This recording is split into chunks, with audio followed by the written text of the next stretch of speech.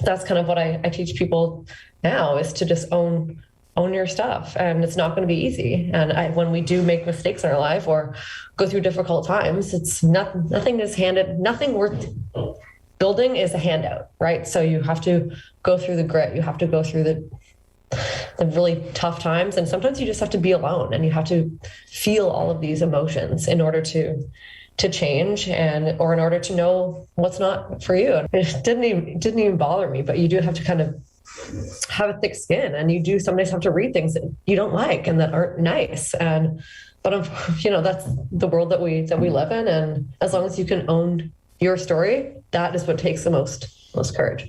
Just be kind. It's something that sometimes when we're living in such a rushed life, we forget to do, or, because we're stressed and we've been through hell and back in the last couple of years. Sometimes it's hard to be nice all the time, but they also help you build something called emotional profit, and that's money for the soul. That's my favorite kind of wealth.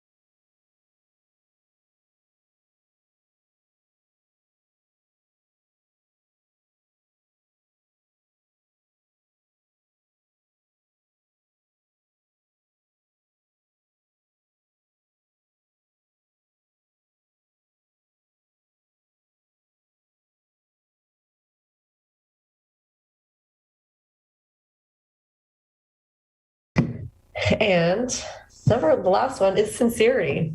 So comebacks. Sincerity, yeah. Be honest about what you're doing and why you're doing it. And this goes for calling other people out on if they're hurting you too. It goes both ways. So if you want someone to change and what they're doing is, not working out for you, and like I was doing this to my parents had to be very sincere, and it was tough, but they were sincere. So it was a little bit of tough love, but if I didn't get that sincere love, then I would never have really known what I need to do to change. So I'll read them over one more time.